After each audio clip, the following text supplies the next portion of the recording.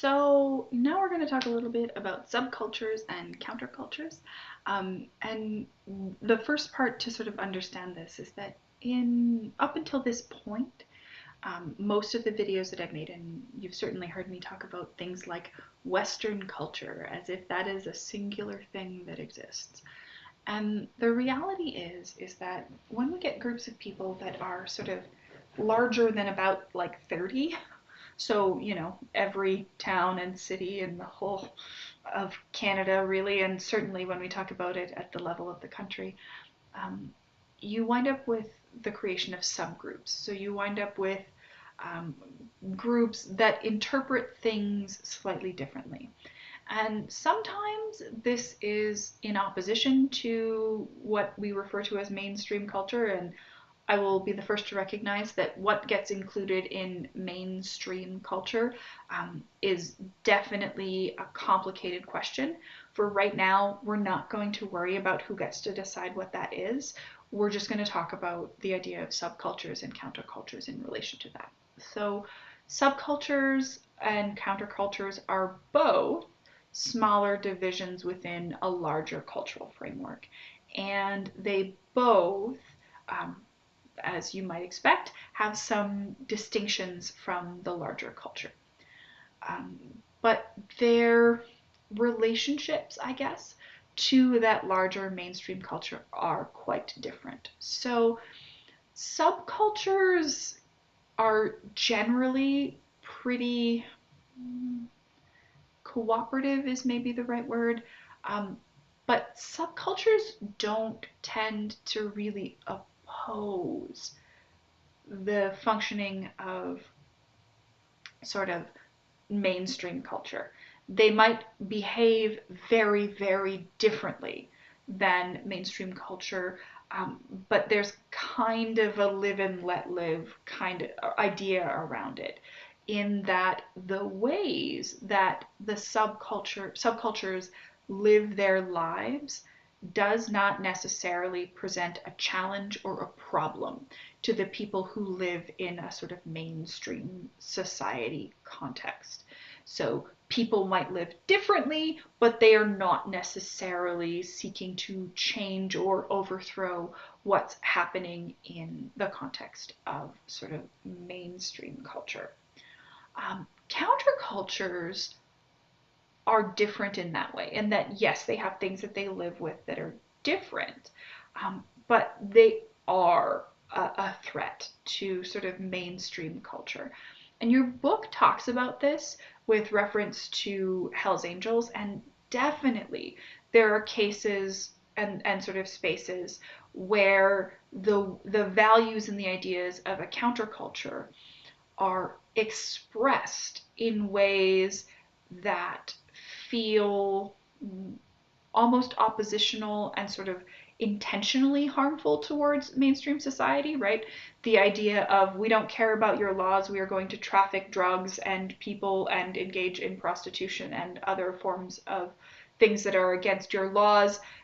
It's really easy to see that as a threat to society, but it is also important to understand that it is about the relationship to mainstream culture. Not all countercultures um, exist in that sort of space of like lawlessness and of people that we think of as being um, sort of negative. There are a lot of countercultures, and there's a lot of history of countercultures that are we interpret them in a lot of ways as people who are aiming to help society progress. So if you and the way that we sort of talk about it, that is about an expectation of change in the mainstream culture. So examples that we might talk about in a sort of contemporary context that we can look at as countercultures might be people who are deeply involved in things like Black Lives Matter or in climate change protesting, because a lot of those social movements are really interested in changing the way that mainstream society functions. So when we talk about Black Lives Matter, they're talking about things like we shouldn't have police presence in high schools. We need to talk about reforming the police and changing their budgets and reallocating those resources to provide social services. Like, those are major changes in the way that mainstream society functions in terms of how we approach solving our problems, how we approach people who, how we like approach and try to understand the problems that different groups of people face, and should we understand them as individual or social level. And it's like, those are big changes.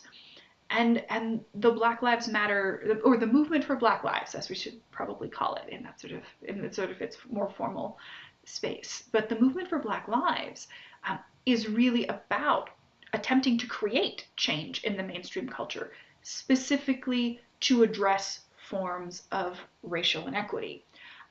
And as a society, we don't generally talk about, well, advocating for racial equity is a bad thing and disrupts society. Where we do sort of say, like, hey, motorcycle gangs committing crimes and, running around doing, like trafficking drugs and human beings, that's a danger to society. We don't usually talk about, for example, the pursuit for racial equity in that sense. We don't usually talk about the pursuit of reducing carbon emissions in that sense. But there are definitely people in the sort of realm of climate change who are advocating from like a countercultural position, in that they're arguing for significant changes to the mainstream culture. When we talk about changes to patterns of air travel, changes to consumption patterns about how much we buy and what we buy and who we buy it from, changes in terms of policy about how much we should value people, like companies making money as opposed to climate impacts. All of those are really important major changes in mainstream culture, and they come from a countercultural position.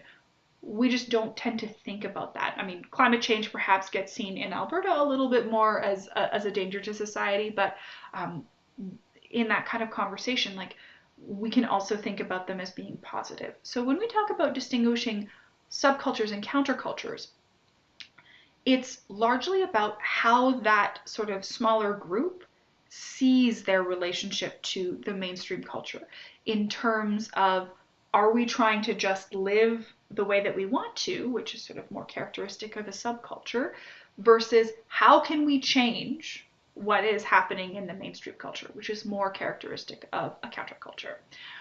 That's what I've got for right now, and I will add to this playlist as people tell me that there's things that they need.